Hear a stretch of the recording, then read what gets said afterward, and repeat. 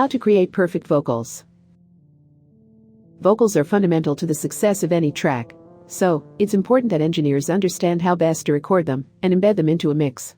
We break down the technicalities, from mic placement and effects applications to DAW drudgery, to help you make your voice heard.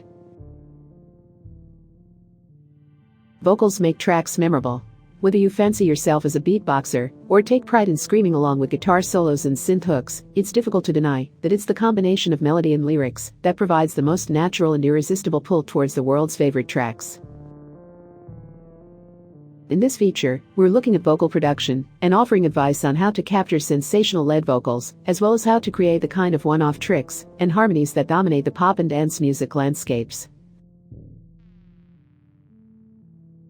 Vocal recordings can only be as good as the sum of their parts, and there are many considerations and potential obstacles that lie between you, your performer, and an A-grade, beautiful-sounding vocal. Here, we're going to follow the chain of events from start to finish, leaving out the most important consideration, to which we'll return shortly, beginning with one of the most significant decisions any engineer has to make: microphone choice. Broadly speaking, studio-based vocal recordings will benefit from the use of a large diaphragm condenser microphone. If you head to a professional studio to record vocals, you'll likely find a microphone cupboard replete with stunning mix from which you're free to choose. The message should be clear: there's no one-size-fits-all solution to vocal recording. Different voices and performance styles lend themselves to different microphones. Some mix sound astonishing on softer, warmer, more intimate vocals, whereas others respond better to singers who like to open up and belt out their words and phrases. Some mix are better attuned to capturing lavish top end, others the richer, bolder mid-range. All mix have their own sonic character.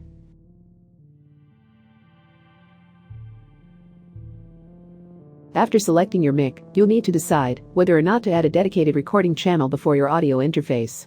Most audio interfaces allow you to enable phantom power, which you'll need if you're using a condenser microphone, as well as to set recording levels.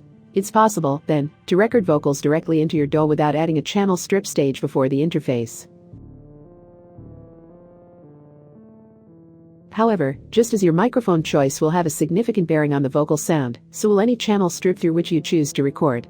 This is due to the components used within channel strips, which are designed to enrich the color of sounds and, in some cases, control dynamics too. Manley's VoxBox and Avalon Design's Avalon VT737SP are two high-end examples of vocal recording channels. Both include ACK and compressor modules, and, crucially, employ a tube circuit to add pleasing harmonic distortion, richness and texture as recording levels increase.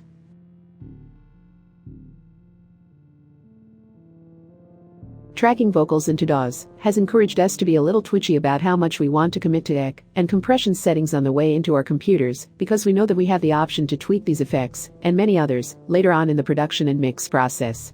But securing a strong and characterful sound from the outset will save lots of time and laborious polishing later down the line. Channel strips can help you shape your desired sound from the get-go.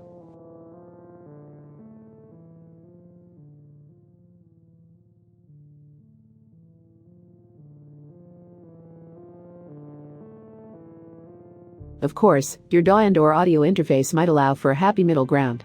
Here, you could set up a recording pathway via software plugins and track a vocal without having to properly commit them to the recording. Audio interface and plugin manufacturer Universal Audio has led this approach, with high-quality emulations of some of the world's most coveted recording channel strips, ECs and compressors. The UA interfaces also let users decide whether or not to print a strip of effects at the point of recording.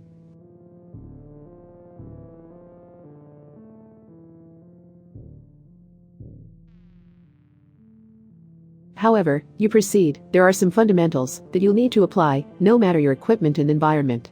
You're looking for a healthy signal level that at no point threatens to peak or tip the input stage of your DAW's recording channel into the red. There's no fail-safe way to remove digital distortion from a recording, and, unlike some forms of analog distortion, there's little that's musically pleasant about its digital equivalent.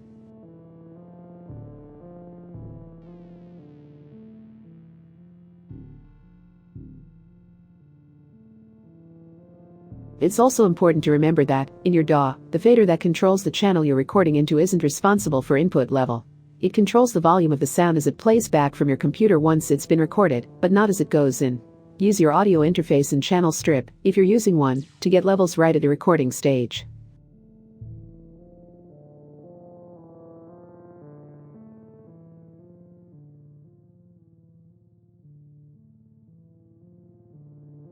Make sure your vocal microphones are mounted on stands, rather than being handheld too, to ensure a clear signal, and to give the performer less to worry about. You should invest in a pop shield too. These small, usually round shields screw onto microphone stands and act as a screen between your singer and the microphone, helping to eliminate plosives and the rush of air that these P&B sounds send towards the microphone grill, which can leave distorted booming and popping in your recordings.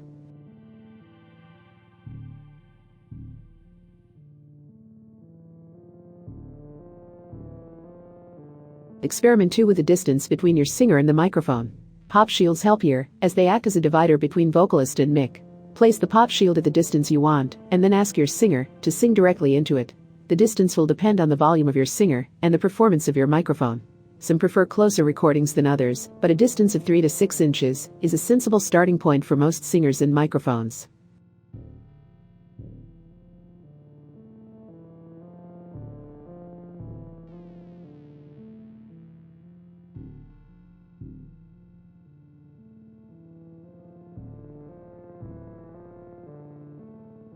The past few paragraphs should help with the technicalities, and, as long as you remember to tie your vocal recording setup together with the correct cables, you'll need an XLR cable for condenser microphones using phantom power, you should be good to go.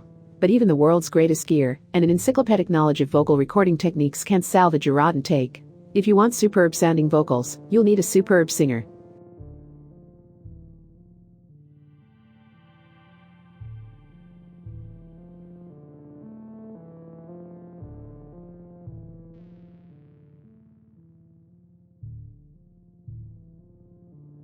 What makes a great singer? It's subjective, sure, but you're looking for someone who can convey the essence of a song, someone you want to listen to over and over again, and someone whose every word you anticipate with bated breath. But this is an all too rare combination. There are many self-styled singers who can sing broadly in tune and in time. But those who can capture the magic of a song, those who live and breathe the sentiment, aren't so easily found.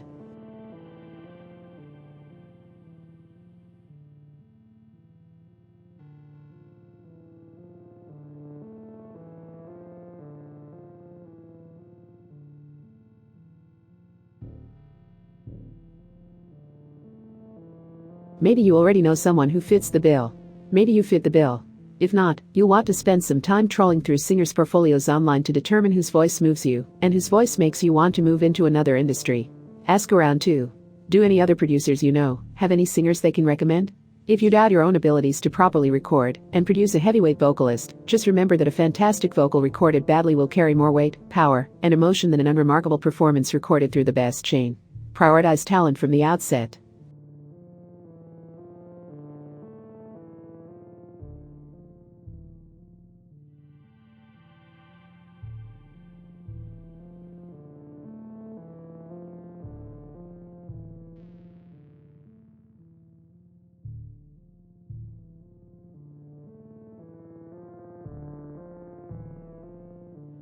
While recording, we advise that you record several takes of each vocal. This means recording any parts that you want to capture, lead vocal, backing vocals, harmonies, ad-libs, etc., multiple times. There are many reasons for this. Vocalists, like all musicians, tend to warm up, getting stronger through the first few takes, and rarely producing their very best work the first time around. But don't delete those early takes just yet. In the days of abundant hard drive space and cloud storage, it's worth holding on to these lesser recordings, even if they don't seem all that promising at the time of recording. It's always better to be safe than sorry, so keep backups.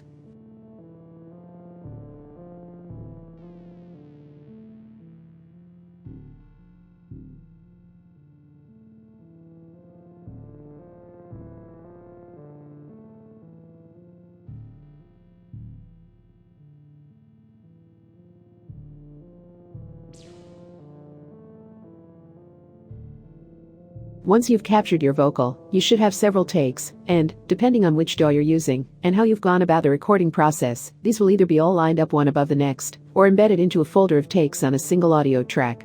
Either way, your job is now to select the best bits in a process known as comping, a contraction of compositing. This isn't simply a case of choosing the bits that are most in tune, or in time though. As before, sometimes it comes down to vibe, feel, and how much you believe in the vocal.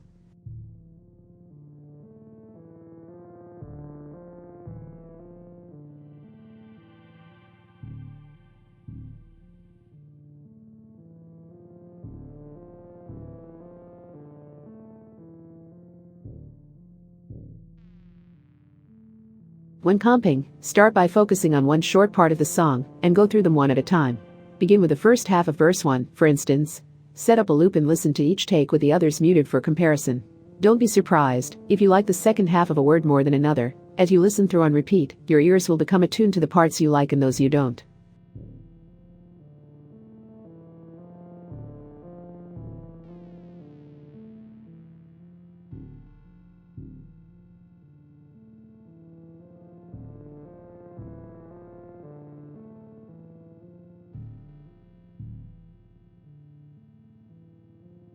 To comp, select these sections, either by promoting them to the top of the stack of takes or simply by cutting up the bits you like across several tracks and color-coding them so you can remember your favorite parts. Then, if necessary, drag all of your selected sections down to a new comp track and use crossfades to manage the gaps between any overlapping notes. When editing, be careful about how closely you crop to the start and end of notes. It's easy to inadvertently pinch a quiet S sound at the end of a word as it decays, and easier still to crop so closely that the vocalist's intakes of breath are entirely eradicated from the performance. Your singer is a person, not a robot. Removing their breaths can make the resulting audio feel strangely claustrophobic for listeners.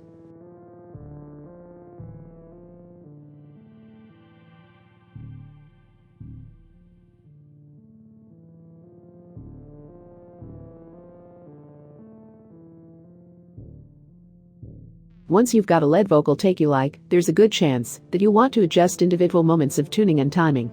You may be able to do this with technology native to your DAW.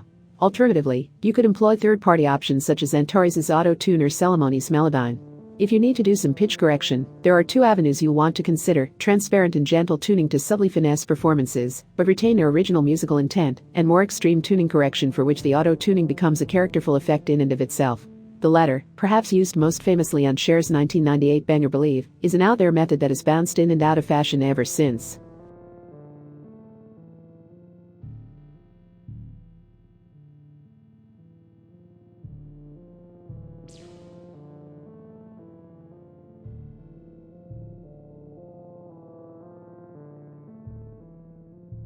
If you need to nudge individual notes around to alter their timing, just move the audio files you've comped.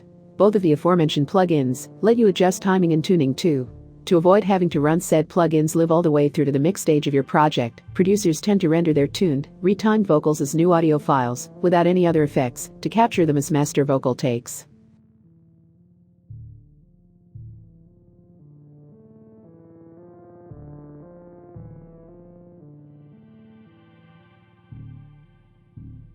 If you favor this approach, once you've rendered the tune-tweaked version, mute the original track featuring the tuning plugin, but leave it as an available track in your project as you continue working on your production.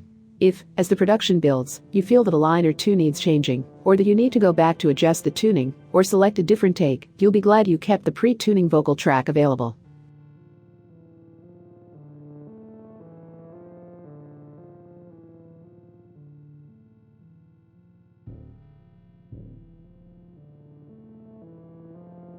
Now you have to balance the vocal part within the developing mix of your track, ensuring that it sounds like an active part of your project and has the preferential status it needs to run the show of your song.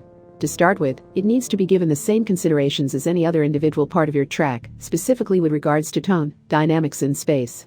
There are no specific settings or parameters that we can recommend here, as every piece of music is unique.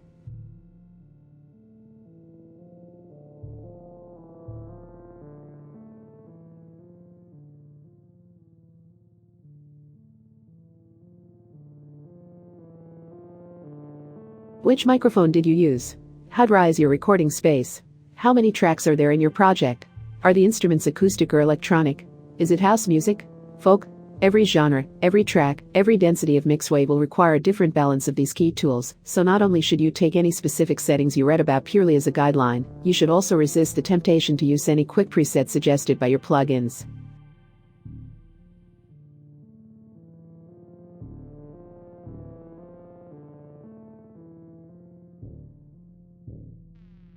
That said, there are some absolutes that you need to understand if you want your vocal to sound as professional as possible.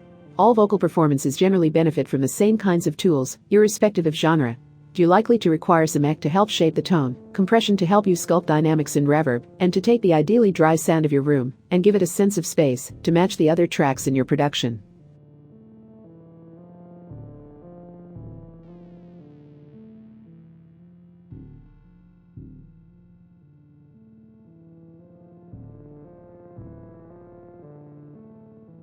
EQ tends to serve two purposes.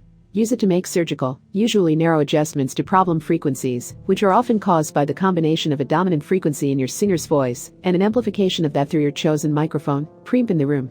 Then, finesse the tone musically by enhancing particular frequency groups to add sheen, color, clarity and intelligibility. Use your ears to find the cuts and boosts that make the most pleasant musical differences to your mix.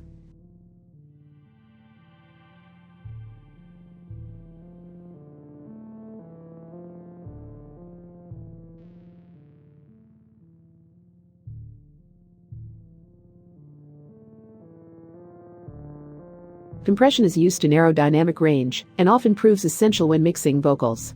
Taming the loudest peaks of a performance gives you a chance to boost the levels of quieter moments and helps to ensure that a vocal will sound rich and powerful. If you're looking for a particularly strong vocal, either for your entire song or for a section of it, the chorus, for example, parallel compression can help hugely.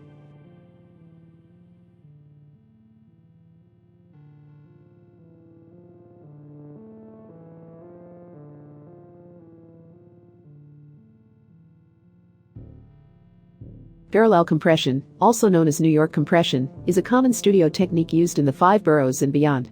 Imagine you've got a drum part programmed for separate kick, snare and hi-hat parts, and, on each of these individual channels, EQ and compression settings appropriate to each sound.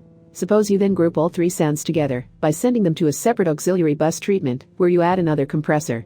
This one will affect all 3 sounds and effectively works as a bus compressor, using the transient response and volume of each contributing sound to affect how the compressor works across all of the drums.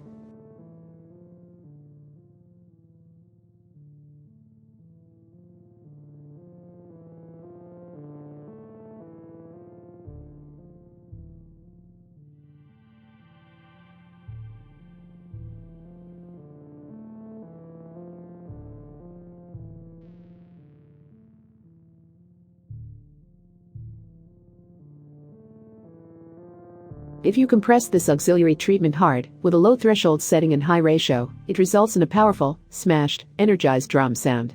Used alone, it would be too extreme for most mixes, but, blended in beneath the original drum parts, it adds weight and robustness. This technique can be applied to vocal parts too. Parallel compression treatments are a neat trick with which to reinforce lead vocals throughout a song, if the production is tough, and the vocal needs to match that mood. Equally, the method can be introduced only on the biggest sections of a song. Use automation to turn up the send level only for the parts that need the extra power.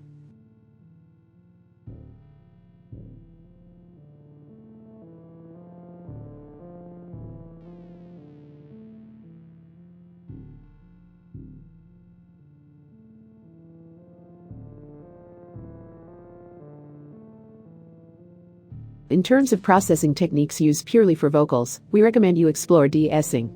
Again, depending on your choice of singer, vocal microphone and recording space, it's possible that S-sounds will pop out of the mix in a way that's distracting for listeners. De-essers are frequency-specific compressors that reduce levels within a user-defined frequency band. A multiband compressor will often let you perform de-essing, but plugins dedicated specifically to this task are often better.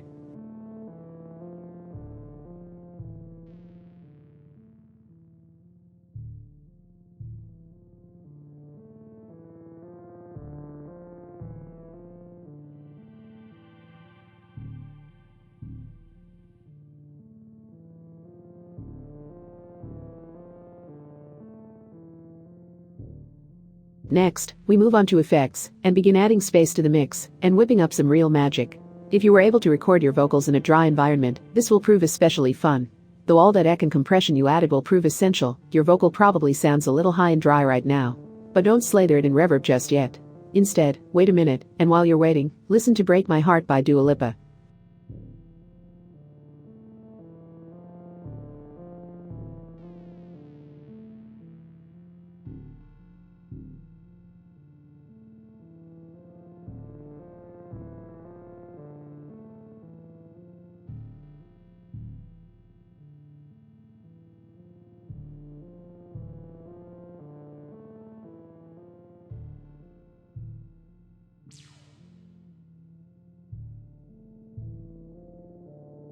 You'll notice here that the opening lines are incredibly dry. There's no audible reverb, and no vocal effects on those first few lines either, until halfway through the first verse. When Dua Lipa sings I Like, there's a reverberated, delayed vocal effect that hangs tantalizingly in the air and fills the gap until the next line. The same dry-wet approach appears in the second half of the first verse before the pre-chorus provides a bolder, more space-heavy vocal treatment. And after that build? That's where the fun really starts.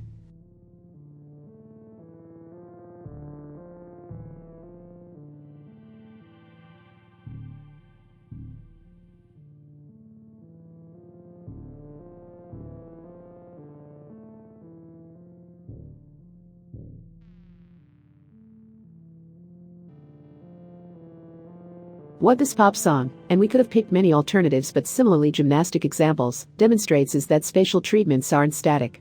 Instead, they ebb and flow with the arrangement of their track, adding spatial depth where required and pulling back to something softer, drier and more intimate where necessary.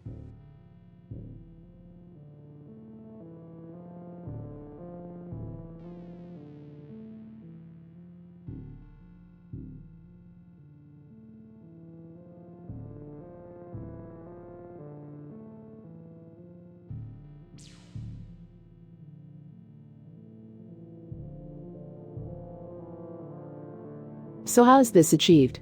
Effects can be added to a project in two ways, as insert effects on a channel, or as auxiliary bus channels.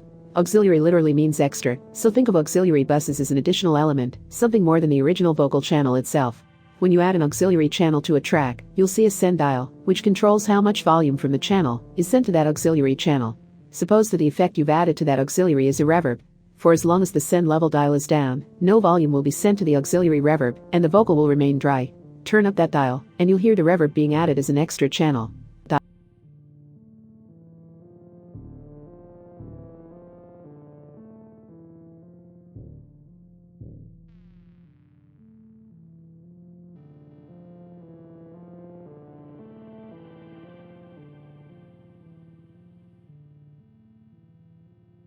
We're getting quite advanced here, and there are simpler ways to add effects to vocals. You might prefer to set up an auxiliary reverb or echo effect and leave the send dial set at a static level for the whole track. This can be appropriate, depending on the production you're working on. Perhaps you're making a progressive house tune, and you've recorded a single line vocal that you want to spin in and out of your track every once in a while.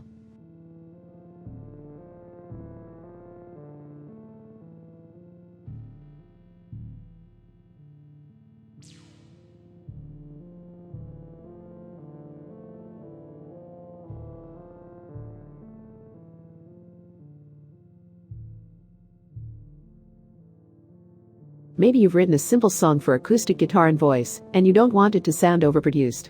In both cases, and many more, a simple static treatment will likely prove effective. However, if you're producing music with a more dynamic structure, with rises and falls, drops, and builds, verses, pre-choruses and choruses, managing your effects so that they disappear before rearing up again to surprise and delight listeners can be extremely effective. Of course, if both insert and auxiliary bus vocal effects can be added for reverb and delay effects, these options open up the possibilities of wilder and more out there effects too.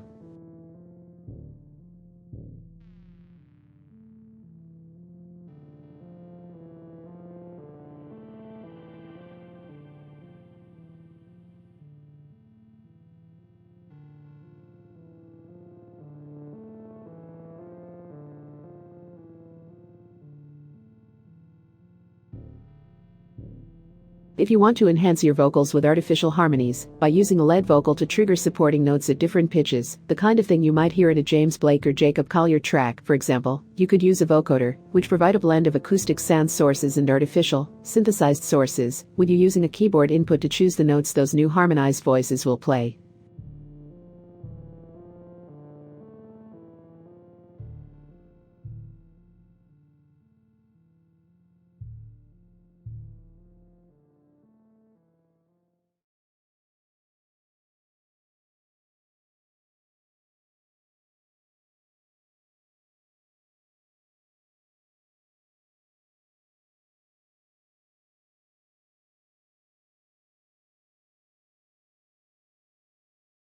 You could instead set up a duplicate channel of your lead vocal, scan it into Auto-Tune or Melodyne, and change the notes to fit the vocal part you had in mind. You could also run it through a plugin such as Waves Ovox, which lets you tackle pitch and timbral vocal effects from a number of creative angles.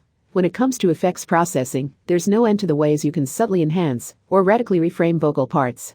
You might make music that can benefit from a parallel distortion treatment, which adds bite and edge. It need be a treatment that decimates the mix. A little saturation or guitar amp power mixed in below a lead vocal can work wonders.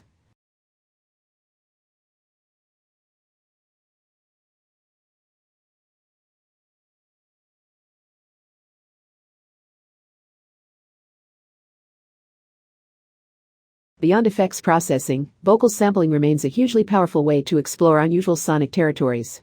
Stutter effects, whereby a vocal is teased into a mix via triggering or repetition of its first phoneme, are common in dance music. With these, you can chop up a lead vocal audio file and scatter vocal chops across a mix, sampling a word so that it can be triggered with variations to both pitch and rhythm as often as you like.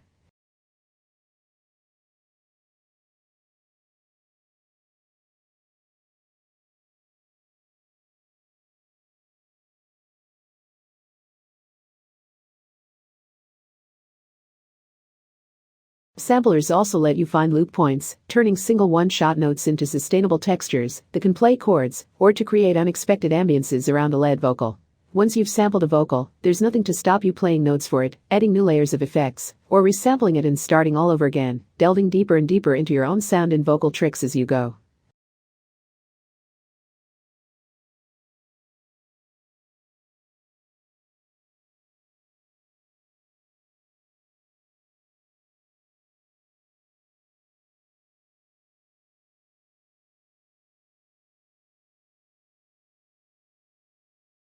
The ways vocals can be recorded, treated and mixed are limitless.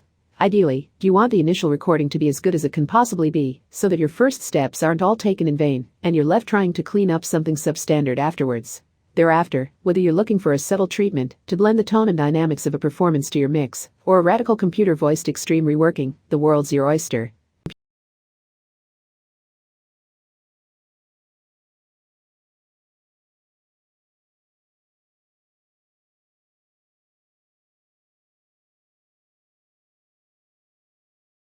Time stretching has been a popular technique in vocal processing for as long as samplers have made it possible. Stretching out a vocal is, in most samplers, achieved by copying tiny shards of a sample to elongate its length, which is why extreme time stretching sounds grainy and lo-fi. If you like that grainy quality, then, in addition to experimenting with time-stretched samples, you should try using granular synthesis to process vocals. This involves breaking a source signal down into a number of tiny pieces called grains, and then putting them back together, either to stretch or interrupt a sound in a number of interesting ways.